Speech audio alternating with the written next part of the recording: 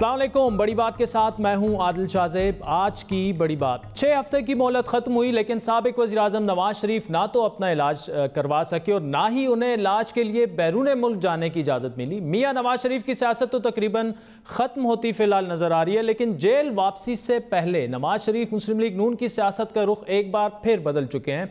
Party की असर नौ तश्कील में अहम और सीनियर तरीन ओहदों पर नवाज शरीफ के बयानिए के हामी रहनुमा तैनात हो चुके हैं। गुज़श्ता कई माह से खामोश रहने वाली मरियम नवाज एक बार फिर मुतहरिक होती नजर आ रही हैं। उनका ट्विटर अकाउंट बोल रहा है और आज मुस्लिम लीग नून के सीनियर रहनुमा राना सनाउल्लाह ने यह इंदिया भी दिया कि मुस्लिम लीग जो है वो मुस्तकबिल करीब में मरियम नवाज को पार्लिमानी सियासत में हिस्सा भी बना सकती है। हमारे वर्कर्स ने, हमारे वोटर्स ने जो है वो मरियम नवाज साहबा के बतौर वाइस प्रेसिडेंट इंडक्शन को अप्रिशिएट किया है, और जितना दूसरी तरफ जो है वो मुसीबत पड़ी है, वो इस बात की परेशानी हुई है। मुझे तो लगता है कि शायद उनका ओहदा भी बढ़ाना पड़ेगा और उनको पार्लियामेंट का भी हिस्सा बनाना पड़ेगा, और उनको पार्लियामेंट का हिस्सा बनाया जा सकता है नियर फ्यूचर। लेकिन सवाल यह उठ रहा है कि नवाज शरीफ की जेल वापसी के बाद क्या एक बार फिर मुस्लिम लीग नून पर शहबाज शरीफ की मफामत की पॉलिसी असरअंदाज होगी, या फिर मुस्लिम लीग नून अब नवाज शरीफ और मरियम नवाज की मज़ामती सियासत करेगी। बज़ाहिर ऐसा लग रहा है कि मुस्लिम लीग नून फिलहाल मज़ामत के मूड में और जल्द या बदेर हुकूमत मुखालिफ तहरीक चलाने का उसूली फैसला भी कर चुकी है, जिसकी जानिब एक इशारा आज राना सनाउल्लाह ने भी किया। सिर्फ अपने लीडर के साथ जो है वो अजहारे यकजहती करने के लिए वहाँ पे लोग जमा हो रहे हैं। अगर हमने ताकत का मुजाहरा करना होता तो फिर हम पूरे पंजाब से लोगों को कहते, पूरे पाकिस्तान से लोगों को कहते। लाहौर की इंतज़ामिया से मुखातब हूँ, इस रूट को मुकम्मल सिक्योरिटी दें। किसी कारकुन को गिरफ्तार किया गया तो फिर ये हमारी तरफ से उस अमल का आगाज़ होगा जो शायद रूटीन में जो है वो को 2-3 महीने बाद शुरू होना है। फिर हम में से कोई भी जो है वो मियां नवाज शरीफ को गिरफ्तार करवा के वापस नहीं जाएगा, बल्कि फिर हम सब गिरफ्तारी पेश करेंगे। अब सवाल यह है कि मुस्लिम लीग नून की जानिब से हुकूमत मुखालिफ किसी भी तरीक को मरियम नवाज लीड करेंगी या फिर शहबाज शरीफ, और क्या आने वाले दिनों में मुस्लिम लीग नून के अंदर मफामती और मजामती धड़ेबाजी एक मरतबा फिर उभर कर सामने आ सकती है। लेकिन उससे भी अहम सवाल यह है कि क्या नवाज शरीफ की जमानत के इम्कानात अब ख़त्म हो चुके हैं। नून लीग के मुताबिक वो हाई कोर्ट से मजीद जमानत के लिए रुजू कर सकते हैं और इस पर गौर भी किया जा रहा है। लेकिन उनकी गैर मौजूदगी में तहरीक इंसाफ के लिए बड़ा चैलेंज कौन होगा, मरियम नवाज या फिर शहबाज शरीफ? इन तमाम सवालात पर बात करेंगे। सीनियर सहाफ़ी और तजज़ियाकार आमिर अहमद खान साहब हमें कराची से ज्वाइन करेंगे और वज़ीर आज़म इमरान खान के तर्जुमान नदीम अफजल चंद साहब हमारे साथ मौजूद हैं। आमिर साहब, शुरू आपसे करते हैं कि आज 2-3 घंटों से नून लीग में जान पड़ती दिख रही है, ये आर्जी आपको दिख रहा है या आप समझते हैं कि अभी रिदम में आ चुकी है मुस्लिम लीग नून नवाज शरीफ के जेल जाने के बाद से? जिस तरह मरियम नवाज साहिबा जो है उनका ट्विटर अकाउंट भी बोल रहा है और एक मरतबा फिर उन्होंने काफ़ी मज़ामती सियासत जो है उनके बयानात से भी झलक रही है। आपसे सुनना चाहेंगे कि अगले 2-3-4 हफ्तों को आप कैसे जज कर रहे हैं? आदिल, एक तो बात यह है कि नवाज शरीफ साहब के जेल जाने से लेकर अब तक डेफिनेटली नून लीग में कोई प्रोग्रेस हुआ है। उनकी सियासत जो है उसका उन्होंने एक रुख के तयन करने की पार्टी ने कोशिश की है। जो आपने इंतज़ामी रद्द-ओ-बदल देखा है पार्टी में, उसमें बहुत साफ ज़ाहिर है कि पार्टी अमूर जो है वो किस काडर को के हाथ में जा रहे हैं, कौन सी क़यादत को ज़िम्मेदारियाँ सौंपी जा रही हैं। और उसके साथ साथ मेरे ख्याल है ये वक्त मुस्लिम लीग नवाज को मिल गया है सूरत हाल को सही तरह से समझने का, उसका जायज़ा लेने का और उसके मुताबिक अपनी आने वाली सियासत जो है उसको वो तय करने का।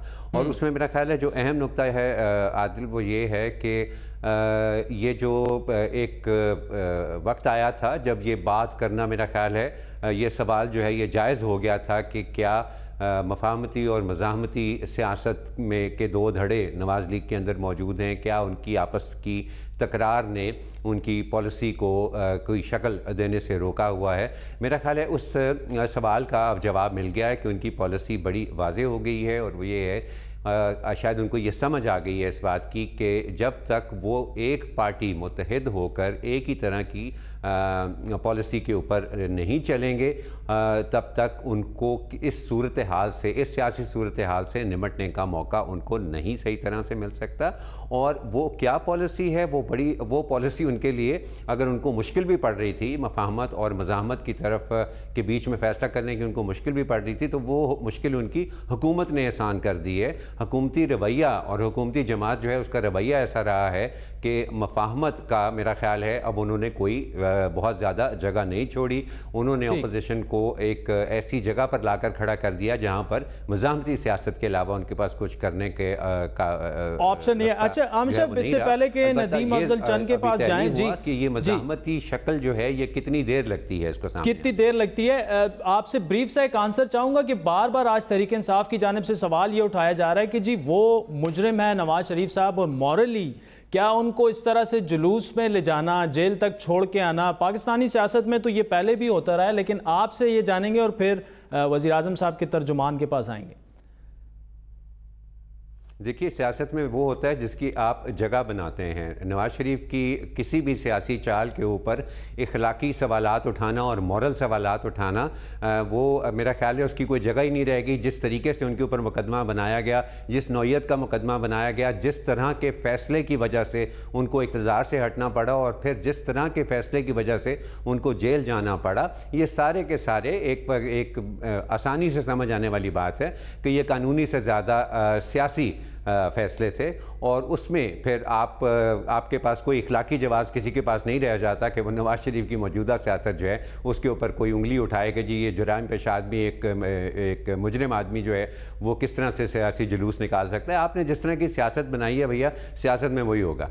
ठीक, चंद साहब, जिस तरह आपने सियासत बनाई है, आमिर अहमद खान साहब कह रहे हैं कि वही होगा, तो ये बार बार आज जो सवालात उठाए जा रहे हैं कि जी करप्शन की ट्रॉफी उठाकर उनको जेल में ले जाया जा रहा है, ये कोई तनकीद, कोई ज़्यादा इसमें वज़न नहीं नज़र आ रहा। देखिए, पहला मैं पोर्शन जो आमिर साहब ने बात की ना, सियासत जहाँ तक विक्टिमाइजेशन का तल्लक है, विक्टिमाइजेशन की खालक जमात तो मुस्लिम लीग नवाज रही है। अब ये देखें कि आज सियासत 2019-20 में हम दाखिल हो रहे हैं, तो आज वो सियासत नहीं है, आज विक्टिमाइजेशन नहीं है। इसलिए नहीं है कि ना अदलिया किसी के मातहत है, ना नैब किसी के ज़ेरे असर है, ना सैफुर रहमान है, ना जस्टिस क्यूम है। सवालात तो उठा रहे हैं, सवालात उठना ये आज़ादी राय की एक ताकत है, ये मुआशरे की एक अंगड़ाई है जो पॉजिटिव है कि सवाल उठते हैं, सवाल उठने भी चाहिए, इसमें कोई इतराज़ नहीं है। ये तो एक, मैं समझता हूँ डेमोक्रेसी मजबूत हो रही है जब सवाल उठ रहे हैं, हमारा सिस्टम मजबूत हो रहा है, हमारी क्वालिटी ऑफ डेमोक्रेसी पे बात आ रही है जब सवाल उठ रहे हैं, वो एक अलग चीज़। लेकिन देखना यह क्या किसी के टेलीफोन करने पर किसी को सज़ा हो रही है,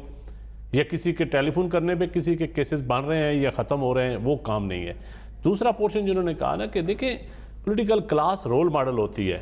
आज मियाँ साहब एक स्ट्रगल, चलो मान लिया एक मिनट के लिए वो स्ट्रगल कर रहे हैं, वो रूल ऑफ लॉ के लिए स्ट्रगल कर रहे हैं, तो सबसे पहले आपने ऊपर रूल ऑफ लॉ लागू करें। खुद कहें कि मैं कानून पे अमल दरामद, मैं आईन पाकिस्तान का मुहाफ़िज़ हूँ और आइन और कानून ये कहता है। तो आइन और कानून ये नहीं कहता कि आपको सजा हो और आप वापस जेल जा रहे हैं और आप जुलूस की शक्ल में जाएं और टाइम गुजार के जाएं। ये आम कैदी को ये सहूलत मुयसर है। आम कैदी सिर्फ कड़ियों में जकड़ा होता है। जब आप आम कैदी की लड़ाई लड़ रहे हो तो आम कैदी के साथ निस्बत जोड़ें, उसकी नकल करें कि मैं भी आम कैदी हूं। अच्छा, राना साहब ये कह रहे हैं कि जी हमारा कोई इस तरह का प्लान नहीं था, लेकिन जिस तरह के कंट्रोवर्शियल बयानात आज गवर्नमेंट ने दिए हैं तो कारकुनान का हम पे प्रेशर था कि हम थोड़ा सा उनको दिखा दें कि जी नवाज शरीफ साहब आज भी मकबूल तरीन लीडर हैं पाकिस्तान। देखिए, मैं कल एक शो में मैं नून लीग के MNA जो कह रहा था, उनका कोई शो फ्लॉप शो है। बंदे के इतने MNAs हों और MPAs हों और इतनी पंजाब बेस आपकी पार्टी बड़ी आप ताकतवर समझते हो, तो फिर बगैर जब पटवारी और हुकूमती रियासती मशीनरी साथ ना हो तो फिर जुलूस निकाले ना, फिर अवाम इकट्ठी करें। अब तो कोई नहीं है उनके साथ, इस वक्त अवाम इकट्ठी भी नहीं हो रही ना। हम तो जो वीडियो सामने आ रही हैं, वीडियो जो सामने आ रही है ना, मैं आप लाहौर से किसी बंदे को गए ना अभी जाके बनाए कि इस कोट लखपत तक रूट पे कितने रोड ब्लॉक हैं, कितने लोग बैठे हुए हैं सड़कों पर, कितने लोग साथ चल रहे हैं। और पूरे देखें, अब्बास अफरीदी कहाँ से आया, क्वाड से आया, उसके साथ जो लोग आए वो KPK से आए, अमीर मकाम के साथ जो लोग आए हैं वो KPK से, पूरे पाकिस्तान से लोग आए हुए हैं आपको छोड़ने। तो फिर भी आपके बंदे गिन लें। कोई रिपोर्ट्स आ रही हैं कितने लोग? मैं कहता हूँ मुझे खुशी होती है अगर ज्यादा होते हैं एज ए पॉलिटिकल वर्कर, लेकिन मुझे अफसोस हुआ कि बहुत थोड़े लोग हैं। अच्छा, ये आमिर साहब आपकी तरफ आते हैं, शायद खाकान अब्बासी साहब ने एक स्टेटमेंट दी है 2 दिन पहले ही, वो कह रहे हैं कि जी मौजूदा गवर्नमेंट जो है वो परफॉर्म नहीं कर पा रही, बहरान की सूरत हाल है और इस वक्त जो हैं वो नए इंतखाबात, असर नो इंतखाबात कराना जो है वही हल है पाकिस्तान को मसाइल से निकालने का। लेकिन तकरीबन 21-22 बिलियन के अखराजात आते हैं इश्तिहारात पे, सॉरी इंतखाबात पे। तो ये ऐसी बातें इस वक्त करना, पाकिस्तान ऑलरेडी जिस सूरत हाल से गुजर रहा है, तो ये कोई वैलिड वो है आर्ग्यूमेंट है और वो है मुतालबा है? देखिए, सियासी रहनुमा जो होते हैं, सियासी वर्कर जो होते हैं, वो उनकी हर स्टेटमेंट जो है वो उसका वैलिड होना ज़रूरी नहीं है, उसका पॉलिटिकल स्टेटमेंट होना ज़रूरी होता है। चंद साहब भी बड़े पुराने सियासी वर्कर हैं, उनको दिन में 10 दफ़ा जो है वो सियासी बयानात देने पड़ते होंगे। ज़रूरी नहीं है कि वो हर बयान को हकीकत भी समझते हों, वो हकीकत का एक सियासी वर्कर के तौर के ऊपर अलहदा से जायज़ा लेते होंगे। और मेरा ख्याल है कि शायद खाकान अब्बासी साहब का ये बयान जो है ये भी एक सियासी वर्कर का एक सियासी बयान से ज़्यादा इसकी और कोई हैसियत नहीं है, क्योंकि वो जब हकीकत का जायज़ा लेते हैं तो मैं समझता हूँ मेरे और आपसे वो बेहतर समझते होंगे कि असल मसला नए इंतखाबात नहीं हैं, या नए इंतखाबात कराना इस वक्त जो है वो किसी मसले का हल नहीं है।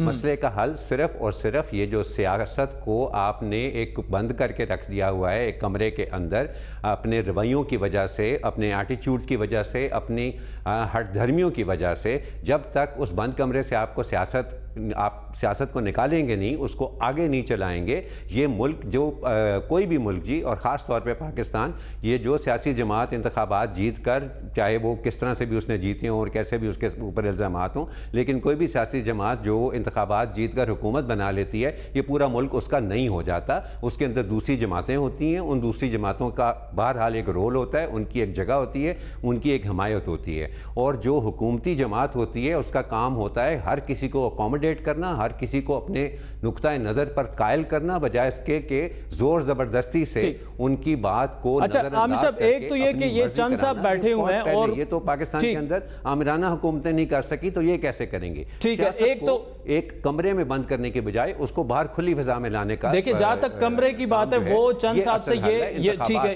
वो सवाल चंद साहब के सामने भी रखें, लेकिन एक चीज का तो मैं जाती तौर पर गवाह हूं कि प्राइम मिनिस्टर की टीम में एटलीस्ट नदीम अफजल चंद साहब ऐसे हैं जो ये बात आप कर रहे हैं ओपोजिशन को साथ में लेकर चलने की। अब जो 2 दफ़ा प्राइम मिनिस्टर साहब ने पिछले वीक में सहाफ़ियों को बुलाया और बार बार इनकी तरफ उन्होंने इशारा भी किया कि जी ओपोजिशन को साथ लेकर चलना जो है वो 2-3 लोग ऐसे हैं, शाह महमूद कुरैशी साहब हैं, चंद साहब हैं, जो चाहते हैं। लेकिन आप जिस जानिब इशारा कर रहे हैं कि बंद कमरे में फैसले या ड्राइंग रूम में, देखें कौमी असम्बली और सेनेट में उसी तरह बहस हो रही है। इससे पहले पब्लिक अकाउंट्स कमेटी का मामला था तो तहरीक इंसाफ ने वजीर आजम के ना चाहते हुए भी शहबाज शरीफ साहब को पब्लिक अकाउंट्स कमेटी का चेयरमैन बनाया। लेकिन अगर वो खुद ही वहां से ऐलान कर देते हैं कि जी मेरे पास तो मतलब 4-5 महीने लड़ के असम्बली का सेशन बार बार मुलतवी किया गया, फिर जाके तहरीक इंसाफ मानी, लेकिन आखिर में जाके अगर वो खुद कहते हैं कि जी मुझसे तो ये चीज होती ही नहीं है, तो फिर ओपोजिशन का भी जो एक गैर जिम्मेदाराना रवैया है मुल्क को चलाने में और इस असम्बलियों को चलाने में, उस पर भी तो सवालात उठते हैं। सवाल आदिल आप ज़रूर उठाएं, अपोजिशन की सियासत अगर सही नहीं है तो उसके ऊपर भी सवाल उठने चाहिए। लेकिन देखिए, एक घर के ऊपर जो घर की जो सूरत हाल होती है ना, उसका ज़्यादातर जिम्मेदारी उस सूरत हाल सब के ऊपर असरअंदाज हो रही होती है, सब उस सूरत हाल के ज़िम्मेदार होते हैं, लेकिन ज़्यादा जिम्मेदारी घर के बड़े के ऊपर आती है। और यही हाल जो है वो एक सियासी सेटअप जो होता है उसके अंदर सियासी हुकूमत का यही हाल होता है कि आप जितना मर्जी अपोजिशन के ऊपर तनकीद करें, उनका रवैया मैं भी समझता हूं कि दुरुस्त नहीं है। मैं समझता हूं कि वो अपनी सियासत को बहुत बेहतर तरीके से आगे चला सकते हैं, लेकिन पाकिस्तान की सियासत को जिस जगह पर इस वक्त वो आकर खड़ी हो गई है, जिस तरह से वो जामिद हो गई है एक जगह के ऊपर, उसको लेकर आगे बढ़ने की जिम्मेदारी जो है वो यकीनन हुकूमत की है। और मुझे ये देख के तो बड़ी खुशी होती है कि चंद साहब जैसे लोग हैं, शाह महमूद कुरैशी साहब जैसे लोग हैं, जो इस सियासत की इस मजबूरी को जो है वो समझते हैं और उसको वो इमरान खान साहब को, वज़ीर आज़म साहब को ये मशवरा देने के लिए वहाँ पर मौजूद हैं कि ये मामला ज़िद से नहीं आगे बढ़ेगा, ये मामला आगे बढ़ाने के लिए आपको अपनी जिद अगर आप छोड़े ना भी तो उस जिद के लिए रास्ता निकालने का कोई ना कोई सियासी तरीका ढूंढना पड़ेगा। ये मुकदमेबाजी और ये गिरफ्तारियां और ये जेलें, ये सियासत के अंदर जो है ये कभी भी इससे रास्ता नहीं निकला, चाहे वो किसी आमिर की हुकूमत हो चाहे किसी मुंतखब वज़ीर आज़म की हुकूमत। ठीक है, सेनेटर मुशाहिदुल्लाह खान साहब ने हमें ज्वाइन किया, मुस्लिम लीग नून के सीनियर रहनुमा। मुशाहिद साहब, ये उस तरह से कहा जा रहा है कि जी क्राउड उस तरह से नहीं निकला। पहले तो ये कि एक दो तीन जो स्टेटमेंट्स आई हैं गवर्नमेंट की तरफ से कि जी मॉरली ये ठीक नहीं था कि एक बंदे को सजा हो चुकी है और आप जुलूस की शक्ल में उसे जेल छोड़ने जा रहे हैं। दूसरा ये कि कोई तवक्को के मुताबिक लोग भी, मुस्लिम लीग नून के कारकुन भी नहीं निकले वहां पर। क्या आपके कैमरा मैनों ने दिखाया है ये क्या जो कह रहे हैं कि लोग नहीं निकले? नहीं मुशाहिद साहब, कैमरा मैनों ने भी दिखाया, लेकिन वज़ीर आज़म साहब के तर्जुमान बैठे हुए हैं। मैं उनको कोट करके कहता हूं कि तवक्को से मुस्लिम लीग नून बहुत बड़ी पार्टी है, अपोजिशन की सबसे बड़ी जमात है, लेकिन लोग इकट्ठे नहीं कर सके। कौन से तर्जुमान बैठे हुए? नदीम अफजल चंद साहब जी, वज़ीर आज़म का एक ही तर्जुमान है इस वक्त। नदीम अफजल चंद बड़ी रिक्शा है, तुम उसको जानते नहीं हो। तो उसने यही कहना है, जो उसकी ड्यूटी लगी हुई है उसको यही कहना चाहिए। लेकिन यहाँ आप जरा किसी गैर जानेदार आदमी से पता लगाएंगे तो आपको पता लगेगा कि रात के इस वक्त यहाँ पे कितने लोग निकले हुए हैं और कितने नहीं निकले हुए। और दूसरी बात यह है कि नवाज शरीफ को जो सजा दी है ना, ये क्या वो मुस्तहिक था इस सजा का? जरा थोड़ा सा रिकॉल तो करें कि पनामा 1.5 साल करने के बाद पनामा में कुछ नहीं निकला ना। मुशाहिद साहब, वो सजा तो अदालतों ने दी है ना, पीटीआई ने तो नहीं दी। तो मैं कब कह रहा हूँ मेरी, लेकिन गई तो पीटीआई थी ना अदालत में लेके 456 अफराद का केस, के 456 लोगों के केस हैं। अदालतें भी वो जिनके लिए आप आज़ादी की तहरीक आपने चलाई थी, हमने भी चलाई थी, आपने भी चलाई थी। जी जी, आपने तो बड़ी मुश्किल से चलाई थी, उस तो आप पीपल पार्टी में थे। इसलिए मैं जानता हूँ, मैं 20 अप्रैल 2007 को मैंने भी लाठियां खाई थी और आपने भी चलाई थी। ठीक है, वो सब चलता रहता है। फिर कियानी साहब ने आपका धरना खत्म करवाया था। मैं थोड़ा सा रिकॉल कर लेना चीजों को, मैं इसलिए नहीं, कोई धरना कहीं से खत्म नहीं। गोजरावाला इशफाक परवेज कियानी साहब उस वक्त चीफ ऑफ आर्मी स्टाफ ने, उन्होंने आपको फोन किया था। चले चंद साहब, उनको मुशाहिद साहब जी प्लीज आप बोले। आप मुझे वैसे तो मैं टॉक शो में करता नहीं हूँ। कियानी साहब ने भी जिस बंदे को फोन किया था वो उस वक्त पीपल पार्टी में था और कोई ऐसा धरना नहीं खत्म कराया था। ठीक है, उस वक्त मतलब कि जो एक मकसद था जिसके लिए निकले थे मियाँ साहब, और कोई नहीं निकला था उस वक्त, सब रुकावटें तोड़ते हुए वो मकसद हासिल हो गया। हमने कोई गवर्नमेंट कराने के लिए तो नहीं निकले थे ना। अच्छा, हमने मुशाहिदुल्लाह खान साहब, ये जो मुस्लिम लीग नून ने अचानक फिर नवाज शरीफ साहब जेल जा रहे हैं, मरियम नवाज साहिबा जो हैं वो खुल के अब बोलना शुरू हो गई हैं, तो क्या ये जो एक मज़ामती सियासत थी, जो खामोशी थी 2-3 महीने, वो टूट चुकी है और अब ये इसी तरह ये बयानिया इसी तरह आगे बढ़ेगा? देखिए, बयानिया एक दफा तय होता है, उसमें तब्दीली वाकई नहीं होती। ये बड़ी पार्टी है, संजीदा पार्टी है, मैच्योर पार्टी है, ये पीटीआई नहीं है जिसमें इधर उधर से लोगों को इकट्ठा किया हुआ है। और वो पंछी हैं, इंशाल्लाह पंछी जब तक हैं जिस दिन मतलब के उड़ने आएंगे तो आप देखिएगा कि किस तरह से कैसे कैसे उड़ते हैं। उसको छोड़ दें, तो हमारा बयान नवाज शरीफ का बयानिया है, लेकिन असल में लोगों को आदत पड़ गई है कंटेनर की, एक ही बात को दोहराने की, झूठ बोलने की, और हर वक्त जलते जो हम उस तरह के पार्टी नहीं है। फिर यह है कि हमने ये मुल्क बनाया है, हम मतलब सिविल नाफरमानी की तहरीक नहीं चला सकते, हम पीटीवी पे कब्जा नहीं कर सकते, हम पार्लियामेंट पे हमला नहीं कर सकते, हम जो डी चौक पे नहीं बना सकते। हमारा मसला है ये, हम पीटीवी ना भाई। अच्छा, मुशाहिदुल्लाह खान साहब, आखिरी सवाल आपसे कि जेल इंतजामिया ने अभी ये कहा है कि जी जेल का टाइम जो है वो तकरीबन ख़त्म होता जा रहा है, 10:30 तो बज गए हैं, 12 बजे से पहले अगर आप ना पहुंच पाए, वो उनको रिसीव नहीं करेंगे, फिर आप क्या करेंगे? वापस लेके जाएंगे नवाज शरीफ साहब को? क्यों रिसीव नहीं करेंगे? जब छोड़ा था उस वक्त क्या टाइम था? मतलब ये नई नई कहानियां शुरू कर दी हैं इन्होंने। आज 12 बजे रात तक मियाँ नवाज शरीफ साहब लीगली बाउंड नहीं है जेल जाने के। 12:01 पे चले जाएंगे और एक करदा गुनाहों की सजा है, उन्होंने जेल काटेंगे वो इंशाल्लाह। पहले भी उन्होंने बड़ी जमावत से जेल काटी है, नवाज शरीफ आइन के लिए, जमहूरियत के लिए, अवाम के हक हुक्मरानी के लिए जेल काटेगा और ऐसे जदीद का नीरू जो है वो बनी गाला में बैठ के भूख चाटेगा। ठीक, सेनेटर मुशाहिदुल्लाह खान साहब, thank you so much for joining us. Chand साहब जी, अभी आपकी बारी है, स्पेशली आखिर में जो उन्होंने कहा है। देखिए, उन्होंने कहा कि मैं उनको सिर्फ वो अदलिया पे जो हमला था ना, वो सिवाय मुस्लिम लीग नवाज के किसी ने नहीं किया जब सज्जाद अली शाह का दौर था। अदलिया पे टेलीफोनों पे फैसला जस्टिस क्यूम के अलावा किसी ने आज तक टेलीफोनों पे नहीं करवाया। सैफ उर रहमान वाला एहतसाब किसी पॉलिटिकल पार्टी ने आज तक किस तरह जो ना, लेकिन वो तो अपनी गलतियां मानते हैं ना, गलतियां नहीं मानते। गलतियां मानना सिर्फ गलतियां नहीं होता, गलतियों से सीखना भी होता है, गलतियों को आगे सही भी करना होता है।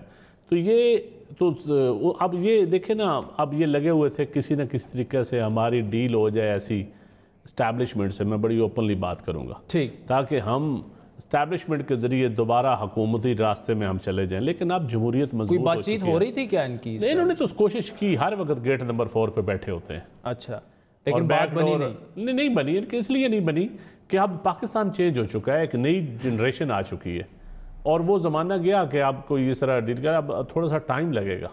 और अब इनको सियासत करनी चाहिए डेमोक्रेसी के लिए, ठीक है, जिनके ऊपर केसेस हैं वो अपने आप को अलहदा करें सियासत से। बाकी एक पॉलिटिकल पार्टी है, नए लोगों को मौका दें, लोग आगे आते हैं। पॉलिटिकल पार्टी तो चलती रहनी चाहिए और चलती हैं, किसी शख्सियात की वजह से रुक नहीं जाती ना, रुकनी चाहिए। अगर रुक जाए तो मैं समझता हूँ उस पार्टी की भी कमजोरी होती है, फिर पॉलिटिकल सिस्टम की कमजोरी है। ठीक, नदीम अफजल चंद साहब, आमिर अहमद खान साहब, आप हमारे साथ रहिएगा। नाज़रीन, वक्त हुआ चाहता है एक ब्रेक का, जिसके बाद मजीद अहम अमूर पर गुफ्तगू जारी रखेंगे। हमारे साथ रहिए।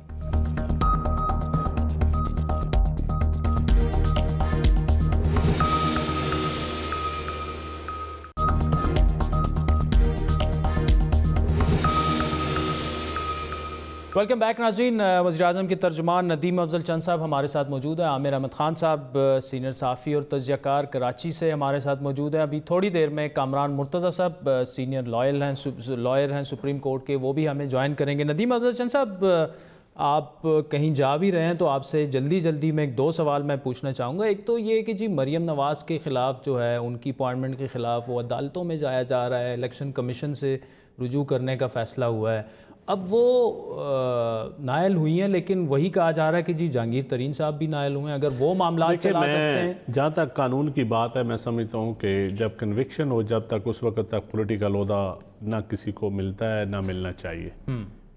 बाकी सियासत में आप, ये सियासत एक ऐसी चीज़ है, इसके अपने रूल्स होते हैं, इसके कोई अदालती रूल्स नहीं होते, इसके एक अपने रूल्स हैं सियासत करने के। तो वो जो अवाम में पजीराई जिसको मिले, जो पार्टी में जिसको पजीराई मिले, ये उनका अपना हक है। मैं ज़ाती तौर पर एज ए पोलिटिकल वर्कर मैं समझता हूँ कि अगर वो लीड कर सकती हैं, अगर वो अपने तौर पे समझती हैं, तो मुझे ज़ाती तौर पे तो कोई इतराज़ नहीं। लेकिन असूली तौर पे जो कन्विक्ट बंदा हो वो पार्टी ओहदा नहीं ले सकता। अगर ओहदे के बगैर वो सियासत करना चाहती हैं तो बिस्मिल्लाह, उनको करनी चाहिए। अच्छा, किसने मना किया है? ये वो लेकिन ओहदा देखें, आप कुछ रूल्स होते हैं। जहांगीर तरीन साहब भी जब कन्विक्ट हुए तो उन्होंने इस्तीफा दिया। और भी ये मैं समझता हूँ कि पॉलिटिकल पार्टी एक बड़ा, एक सियासत एक बड़ी पाकीज़ा मोरालिटी के ऊपर बेस है ये, अगर वो करना चाहे तो। काबीना में जो तब्दीलियाँ की गई उससे कुछ साथी जो थे आपके वो काफ़ी नाराज़ थे, खुसूसन जो इलेक्ट होके आए थे कि जी टेक्नोक्रेट्स को लेके आ गए ऐसे लोगों को जो काउंसलर का इलेक्शन भी नहीं जीत सकते। तो वो मामलात हल हो गए अब? लेकिन जी ये मामलात चलते रहते हैं। ये पॉलिटिकल स्पेस कभी कम होती है पॉलिटिकल लोगों के पास, कभी टेक्नोक्रेट ज़्यादा आ जाते हैं। ये सिलसिला चलता रहता है। ये एक ऐसी मौसीकी है जिसने चलते रहना है। और मैं समझता हूँ जितना पॉलिटिकल क्लास अपने आप को मैच्योरिटी का, अपने आप को वेल इक्विप्ड करेंगे, अपनी गवर्नेंस ठीक करेंगे, अपने विजन ठीक करेंगे, वो टेक्नोक्रेट की ज़रूरत नहीं पड़ेगी। हमारे अंदर अपनी कमज़ोरियाँ होती हैं, हम अपनी कमज़ोरियों को दूर, अपनी स्ट्रगल का, हमारा अपना एक जो विजन होता है ना पॉलिटिकल लोगों का, वो आपका इशारा सारी पार्टियों मैं सारी पार्टियों की बात कर रहा हूँ। और पीटीआई, देखिए हर पार्टी में टेक्नोक्रेट की ज़रूरत पड़ी है, हुए हैं टेक्नोक्रेट। और मैं ज़ाती तौर पे समझता हूँ कि मैं यकीन जानी मैं पार्टी के अंदर भी कहता हूँ कि टेक्नोक्रेट की तादाद इतनी ज़्यादा नहीं होनी चाहिए। लेकिन मजबूरी है, जो टेक्निकल सब्जेक्ट हैं उसके ऊपर टेक्निकल बंदे की ज़रूरत होती है, ये भी देखना होता है। लेकिन ऊपर अगर पॉलिटिकल छतरी अम्ब्रेला ना हो तो काम नहीं चलता।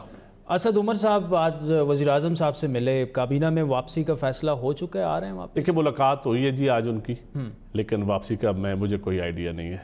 अच्छा, ये कहा जा रहा है वो वापस आ रहे हैं, पेट्रोलियम पीटीआई की है, पीटीआई के एक एक्टिव एमएनए हैं और एक्टिव पुराने एक साथी हैं, तो मेरे ख्याल में आ जाएं तो कोई हर्ज भी नहीं है। शेख रशीद साहब मना रहे थे उन्हें 2-3 नहीं, उनका खान साहब से डायरेक्ट रब्ता भी है, शेख साहब से भी रब्ता होगा, खान साहब से डायरेक्ट रब्ता है उनका। नदीम अफजल चंद साहब, thank you so much for joining अस, बहुत शुक्रिया। आमिर अहमद खान साहब, काबीना में कामरान मुर्तज़ा साहब की तरफ भी चलते हैं। अच्छा, कामरान मुर्तज़ा साहब हमें ज्वाइन कर चुके हैं। कामरान साहब, नवाज शरीफ साहब आज तो जेल चले जाएंगे, लेकिन उनके पास एक ऑप्शन इस सूरत में है कि वो दोबारा बेल के लिए इस्लामाबाद हाई कोर्ट से भी रुजू कर सकते हैं। आपसे जानना चाहेंगे कि क्या उस बात के कितने चांसेस हैं कि नवाज शरीफ साहब दोबारा जमानत पर रिहा हो सकते हैं? देखिए, अब उनको जो बेल मिली थी वो इस बात पे, जो महदूद मुद्दत की बेल मिली थी वो इस बात पे मिली थी कि उनकी तबीयत ठीक नहीं है और मेडिकल ग्राउंड था। अच्छा, इस बात को उन्होंने फिर एजिटेट किया या री एजिटेट किया रिव्यू पिटिशन में, मगर उनकी इस बात को नहीं माना गया फिल वक्त। तो अल्लाह उनकी सेहत बेहतर करे, मगर जब तक उनको उनकी सेहत खुदा न खास्ता इससे ज्यादा खराब ना हो जो आ जाए, उससे पहले मेरा ख्याल है कि वो बेल नहीं मिल सकती। अब मुझे तो इस तरह से लगता है। ठीक, तो कमरान साहब, जो जी सज़ा के खिलाफ एक अपील थी वो उन्होंने दरख्वास्त वापस लेके फिर मेडिकल ग्राउंड्स पे वो गए थे, और कुछ सीनियर लॉयर से जो हमारी बात हुई है वो कहते थे जी टेक्निकली उन्होंने मिस्टेक की थी, क्योंकि सज़ा में जो थे वो फैसले में कमज़ोरियाँ भी थी और शायद उनको उनकी सज़ा मुअत्तल हो जाती। उसमें ऐसा है कि मेडिकल ग्राउंड भी जो है ना, बल्कि मेडिकल ग्राउंड जो है वो आमतौर पे बाकी ग्राउंड से ज्यादा बेहतर ग्राउंड होता है। अगर वो सूरत इतनी खराब हो सेहत की, तो वो अच्छा। दूसरी बात ये कि हाईकोर्ट बेल कर देती, सस्पेंड कर देती, तो फिर जो है ना वो कैंसलेशन नेब के लिए मुश्किल हो जाती, जैसे दूसरे केस में हुआ था। मगर अब यहाँ पे पिटीशन फाइल हुई है और सुप्रीम कोर्ट में, और सुप्रीम कोर्ट में वो पिटीशन में स्कोप जो है ना बड़ा लिमिटेड हो जाता है, और ये उन्होंने फील किया होगा कि स्कोप अब लिमिटेड है। जो पेश हो रहा होता है उसको ज्यादा समझ आती है इस बात की। तो वो स्कोप क्योंकि लिमिटेड हो गया था, इसलिए उन्होंने जो ना वो मेरिट वाली जो ना वो उसको प्रेस नहीं किया और फिर मेडिकल ग्राउंड के ऊपर आए। और मेडिकल ग्राउंड में मेरा ख्याल है कि मेडिकल ग्राउंड पे अगर आए थे तो उनको अगर बेल पे प्रेस करना चाहिए था, तो वो लिमिटेड टाइम के लिए, वो जो 8 हफ्ते के बाद में उन्होंने खुद कह दिया कि जी हमें 8 हफ्ते के लिए दे, और फिर उसके बाद जो सुप्रीम कोर्ट ने 6 हफ्ते ग्रांट कर दिए, तो वो उनको नहीं करना चाहिए था।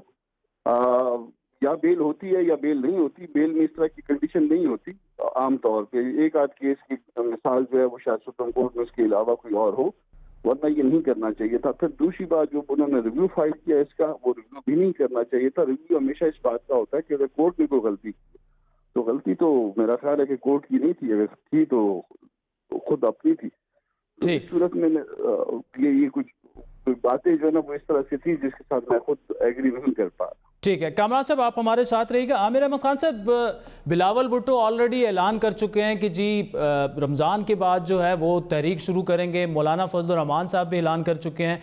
क्या आप समझते हैं कि अब जो कि नून लीग की सियासत जिस डगर पर चली गई है और जो जिस तरह से उन्होंने अंदरूनी तब्दीलियाँ की और नवाज शरीफ का एक जो बयानिया था मज़ामत वाला, वही रहनुमा फ्रंट लाइन पर आ गए हैं, शायद खाकान अब्बासी हों, एहसन इकबाल साहब हों, तो क्या नून लीग आप समझते हैं कि आगे जाके अपोजिशन जमातें जो हैं वो इकट्ठी होंगी, आपको नज़र आ रही हैं, या ये जो मुकदमात चल रहे हैं जरदारी साहब के खिलाफ और मुस्लिम लीग नून के रहनुमाओं के खिलाफ, ये एक मरतबा फिर आड़े आ जाएंगे अपोजिशन के इत्तेहाद में?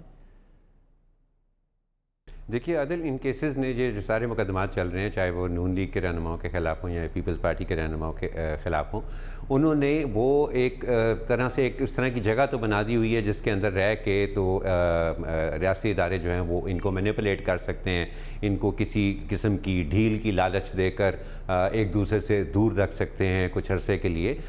लेकिन ये इस सूरत हाल से निपटने का एक कोई हतमी तरीका जो है वो कभी भी ये चीज़ जो है वो साबित नहीं हो सकते। तो वक्ती तौर पे उनको अलहदा रखने के लिए बतौर हथियार इस्तेमाल हो सकते हैं ये सारे के सारे मुकदमात।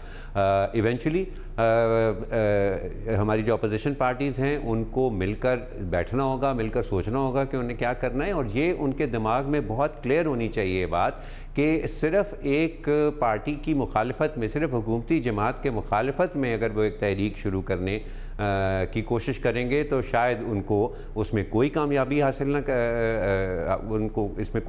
हासिल ना हो।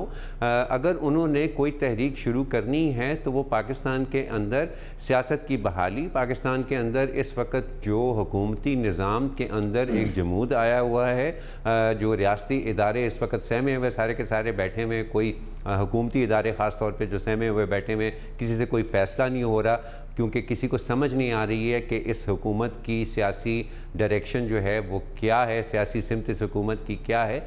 अगर वो इस सारी सूरत हाल से पाकिस्तान को बाहर निकालने के लिए कोई हल लेकर आते हैं और उस हल के ऊपर इकट्ठा होकर अवाम को मोबिलाइज़ करते हैं तो इस वक्त बड़ा आसान है पाकिस्तान के अंदर एक तहरीक शुरू करना, क्योंकि लोग इस हुकूमती फ़ैसलों का, हुकूमत की कुछ मजबूरियाँ भी हैं, लेकिन जिस तरह से हुकूमत ने अपनी मजबूरियों से निपटने के लिए फ़ैसले किए हैं, उनका जिस तरह से असर लोगों के ऊपर आया है, उससे अवाम में इस कदर बेचैनी ज़रूर है कि अगर सोच समझ कर अपोजिशन जमातें जो हैं वो इकट्ठी होकर किसी किस्म की तहरीक शुरू करती हैं, जो कि जिसका हदफ एक हल पेश करना हो लोगों के लिए, सिर्फ एक हुकूमत की, एक सियासी हुकूमत की मुखालिफत करना ना हो, तो बिल्कुल हम देख सकते हैं इस साल के ख़त्म होने से पहले हम किसी न किसी शक्ल में हम किसी एक सियासी मज़ामती तहरीक को उभरता हुआ जो है वो देख सकते हैं। ठीक है कामरान मुर्तज़ा साहब, कानूनी मामलात क्या जरदारी साहब के ऐसे हैं कि वो जिस तरह आमिर साहब ने कहा, वो तो ये कह रहे हैं कि जी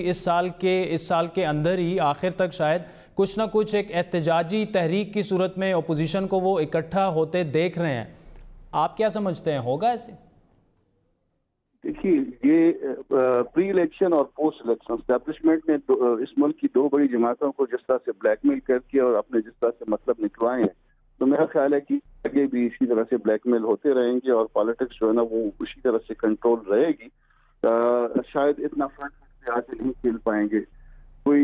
ये जो माजी करीब की तारीख है, दोनों जमातों ने जिस तरह से कभी बयानी जो है ना वो कभी फ्रंट फुट पे आ गए, कभी बैक फुट पे चले गए, कभी असम्बलियाँ तोड़वाने में मदद की, कभी अपना गवर्नमेंट ख़त्म होने में, गवर्नमेंट के ख़त्म होने में मदद की। इस तरह की जो ये मामला है, ये इनकी अपनी मजबूरियाँ हैं, उस मजबूरियों की वजह से जो है ना ये आगे फ्रंट पे नहीं खेल पा रहे। मेरा ख्याल है कि मजबूरियाँ इनकी अभी भी ख़त्म नहीं हुई हैं किसी भी हवाले से दोनों जमातों की। तो ये दोनों जमातें जो है ना बावजूद लोगों की बेचैनी के, जो लोग ये बेचैनी फील कर रहे हैं महंगाई की वजह से या जो है ना बैड गवर्नेंस है उसकी वजह से, मगर मेरा ख्याल है कि ये अभी तक फ्रंट फुट पे नहीं आ पाए। ठीक है, लेकिन कामरान साहब इसमें ये मजबूरियां जिसका आप जिक्र कर रहे हैं, तो ये जो करप्शन के इल्ज़ामात हैं ये फिर महज इल्ज़ामात तो नहीं है ना, इन्होंने कुछ तो ऐसा किया होगा पिछले 10 सालों में जो गवर्नमेंट रही है, पीपल्स पार्टी की हो, मुस्लिम लीग नून की हो। अगर उन्होंने कुछ नहीं किया तो वो क्यों फिर ब्लैकमेल होंगे, बैकफुट पे क्यों जाएंगे? अगर कुछ अब तो ये जाहिर है, ये तो अदालत ने फैसला करना है कि उन्होंने कुछ किया है या नहीं किया, मगर इसके बावजूद अगर आपने कुछ नहीं भी किया तो भी जो है ना वो आपकी गर्दन जो है वो एस्टैब्लिशमेंट के हाथ में होती है, कुछ किया है तो फिर मजीद ज्यादा हाथ में होती है। और जो इस मुल्क में पिछले कोई 30-40 साल से जो पॉलिटिक्स रही है, तो हर आदमी जो है ना वो हर पॉलिटिशियन जो है वो एस्टैब्लिशमेंट के हाथों में खेलता रहा है या ब्लैकमेल होता रहा है। जब आप ब्लैकमेल होते हैं या आप ऐसी मजबूरियां छोड़ जाते हैं या ऐसे निशान पीछे छोड़ जाते हैं, ठीक, तो ये नुकसान देते हैं। चलें ठीक। Kamran Murtaza sahab, thank you so much for joining us. Aamir Ahmad Khan sahab, बहुत बहुत शुक्रिया। नाज़रीन, वक्त हुआ चाहता है एक ब्रेक का, जिसके बाद आपसे दोबारा मुलाकात होगी।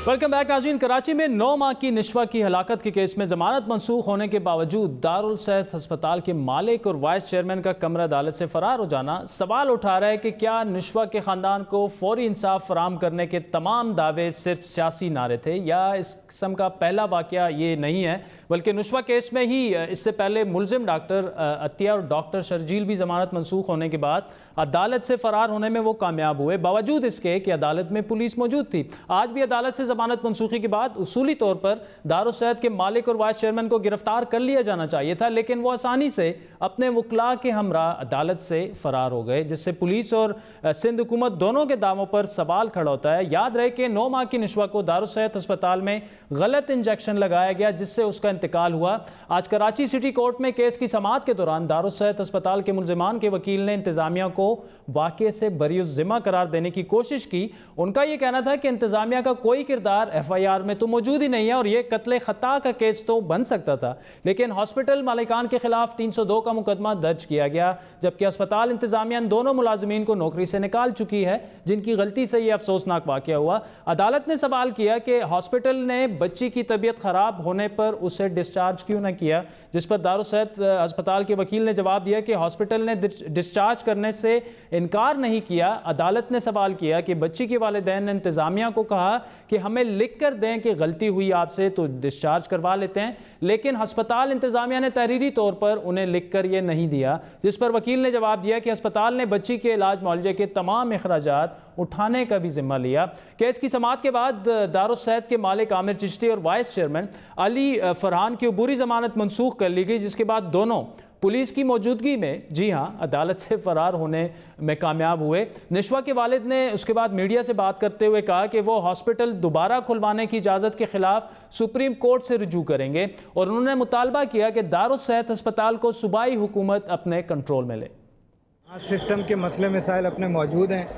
अभी अभी हमें ये इत्तला मिली है, जैसे पहले वाले फ़रार हो गए थे ऐसे ये भी फ़रार हो गए। थोड़ा सा इस पर गिला किया जा सकता है, लेकिन कम से कम ये है कि कहीं ना कहीं कोई सिस्टम काम कर रहा है। हाई कोर्ट ने जो फैसला दिया है कि हॉस्पिटल डीसील होना चाहिए, हम हाई कोर्ट के फैसले को भी सुप्रीम कोर्ट में चैलेंज करने जा रहे हैं और हम उसकी हियरिंग में जाएंगे और हम ये बात आगे तक करेंगे कि जब तक दारुस्सेहत हॉस्पिटल अपने आप को उस तरह से अप टू डेट नहीं कर लेता, अपने ट्रेनिंग स्टाफ को ट्रेन नहीं कर लेता, उस हॉस्पिटल को नहीं खुलना चाहिए।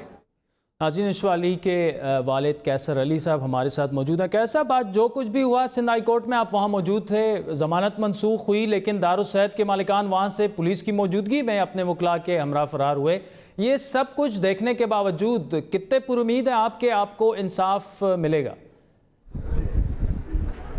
सर मैं इस पर क्या कमेंट करूं या आपके सवाल के जवाब में कि मैं क्या पुरुमीद हूं। अगेन मतलब पुरुमीद तो कम, लेकिन मैं अफसुर्दा या मैं दुखी ज़्यादा हूं कि FIR भी हम कटवाएं, उसके बाद पुलिस से फॉलोअप भी हम लें कि यार इनको नहीं, इनको गिरफ़्तार करो, मैनेजमेंट लिखा है, फिर उन्हें गिरफ़्तार करने के लिए अदालत में बेल के लिए भी सुबह 8 बजे कोर्ट में जाके खड़े हों और खड़े होने के बाद पहले भी वो 2 लोग भाग गए, अब ये दोबारा भाग गए ये दूसरे, जबकि पुलिस को मालूम था कि आज ये बेल है, इस पर जो भी फ़ैसला आना है, और वो सर भागे नहीं हैं, वो टहलते हुए निकले हैं। मतलब समझ से बाहर है कि आप किससे जाके इंसाफ मांगेंगे यार। बच्ची अपनी मरती है, इंसाफ के लिए पीछे दौड़ते हैं, वहाँ दौड़ के रहते हैं, वो आगे आगे। कैसे साहब 29 अप्रैल को आपने गुलिस्तान जोर में धरना दिया, फिर वज़ीर आला सिंध ने आपको फ़ोन किया कि जुडिशल कमीशन बना दिया जाएगा, आपने मुतालबा किया कि साबिक जज की सरबराही में ये कमीशन बनाया जाए, क्या हुआ उसका? क्या सिंध हुकूमत ने कोई कमीशन बनाया, उसका नोटिफिकेशन जारी हुआ? Sir thank you so much कि आपने इस पॉइंट को हाईलाइट किया। हम जब संडे को प्रोटेस्ट में बैठे थे तो हमें 3 कॉलें आई हैं मुर्तज़ा वहाब साहब की, और उन्होंने हमें एश्योर कराया कि कैसर भाई कल मंडे को कमीशन बन जाएगा।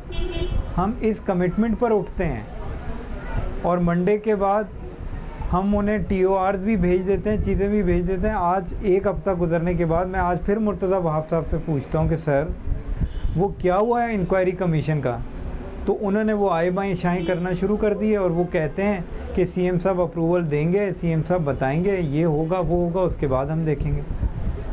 मेरी तो मतलब बिल्कुल सिरे से समझ नहीं यार, मैं नशवा केस के लिए थोड़ी आपसे कमीशन बनवा रहा हूँ, मैं तो कह रहा हूँ कि अनलाइसेंस अनरजिस्टर्ड हॉस्पिटल्स के ख़िलाफ़ कमीशन बनाना है यार। या तो आप पब्लिकली आके ये कह दें कि हम उनको सेव करना चाहते हैं, हम उनके ख़िलाफ़ नहीं करना चाहते ऑपरेशन और हम नहीं बनाना चाहते कमीशन, तो या तो ये कह दें, और अगर ये नहीं कहना चाहते तो फिर ये आके कहें ना कि यार हमने कमीशन बनाना है। कैसर अली साहब, दारुस्सेहत हॉस्पिटल का मामला बड़ा अहम है, हॉस्पिटल सील हो गया था, सिंध हाई कोर्ट ने उस हॉस्पिटल को खुलवा दिया, अब आपने कहा कि आप सुप्रीम कोर्ट में जाएंगे, तो अगला लाएअमल आपका यही होगा?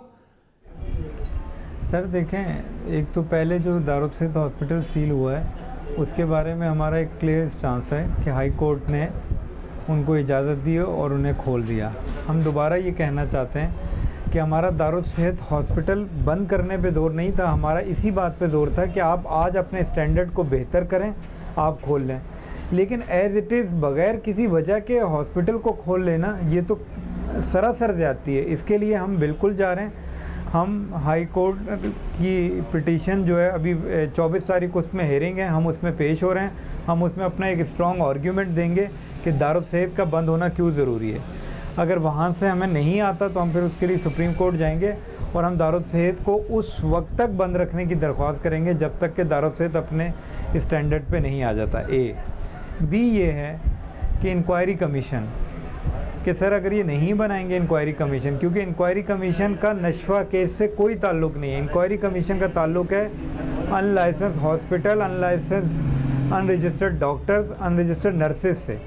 तो वो हम तो कमीशन वो बना के रहेंगे। हम मशावरत में लगे हुए हैं, हमने आज भी इनसे बात की, हम 1-2 दिन में मज़ीद बात करेंगे, फिर हम इनको डेडलाइन देंगे, नहीं तो हम दोबारा इस पर कोई ना कोई। अच्छा कैल साहब, देखिए नुशवा की जुदाई का खिलाफ जो है वो कोई पूर्ण नहीं कर सकता। यकीनन आपकी पूरी फैमिली इस वक्त कर्ब से गुजर रही होगी और हम बिल्कुल इंसाफ दिलाने में आपके शाना बशाना खड़े रहेंगे। सर देखें, मुझे कभी भी ये अंदाज़ा नहीं था, क्योंकि मेरी ज़िंदगी का ये हादसा एक और नौइयत से मुख्तलिफ है कि हमें पहले ये लगता था कि अगर घर में किसी की वफ़ात हो जाए ना तो आप उसकी चीज़ें, उसके कपड़े, उसके सामान को साइड पे कर दें ना तो गम कम हो जाता है। लेकिन हमें इससे ये अंदाज़ा हुआ कि जब जब हम उमाइशा को देखते हैं तो हमें 2 कलर के बाउल्स भी नज़र आते हैं, 2 कलर के गिलास नज़र आते हैं, 2 कलर के कपड़े नज़र आते हैं, 2 कलर के जूते नज़र आते हैं। तो नशवा उमाइशा की मौजूदगी की वजह से एक लम्हे भी हमारे जहन से नहीं निकल रही है। इसलिए हम इसका प्रैक्टिकल रिवेंज ये लेना चाहते हैं कि हम ये कमीशन बना के साबित करें कि किसी और की बेटी के साथ, बेटे के साथ ये जुल्म ना हो। बिल्कुल कैसर अली साहब, मैं आपके साथ बिल्कुल एग्री हूँ। आपके सामने अमल का केस भी है, बात काफ़ी आगे तक गई थी, कानून भी बना, सुप्रीम कोर्ट उसमें सामने आ चुकी थी। आपको भी उम्मीद रखनी चाहिए कि इंशाल्लाह आपको इंसाफ मिलेगा। और मैं दोबारा ये कह रहा हूँ कि हम सब आपके साथ खड़े हैं।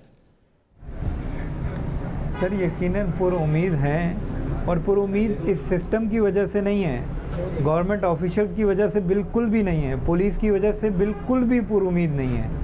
हम पुरुम्मीद हैं। ये जो लोगों का इंटरेस्ट है, ए बी मीडिया का इस बात को, इस सेंसिटिविटी को समझ के बार बार हाईलाइट करना और उसके फॉलोअप लेना।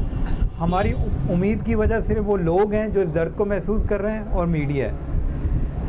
बाकी आप अगर मुझसे सच पूछें ना तो एक कमज़ोर बाप की हैसियत से आप यकीन करें, मैं दिन में 3 मरतबा सोचता हूँ कि मैं सब छोड़कर मैं दोबारा अपने काम पे जाना शुरू करूँ और अपने बिज़नेस पे फोकस करूँ। लेकिन फिर मुझे ख्याल आता है अगर मैं भी इतना ही सेल्फिश हो गया तो ये तो साहब बिल्कुल आप कमज़ोर बाप नहीं हैं, इंतहाई मजबूत आसाब के मालिक हैं और इंशाल्लाह हम आपके साथ खड़े रहेंगे जब तक आपको इंसाफ नहीं मिलेगा। आज के प्रोग्राम पर नाज़रीन आपके फीडबैक के मुंतज़िर रहेंगे। हमारा ट्विटर हैंडल है @बड़ी बात। मुझे मेरी टीम समेत इजाज़त दीजिए। खुदा हाफ़िज़।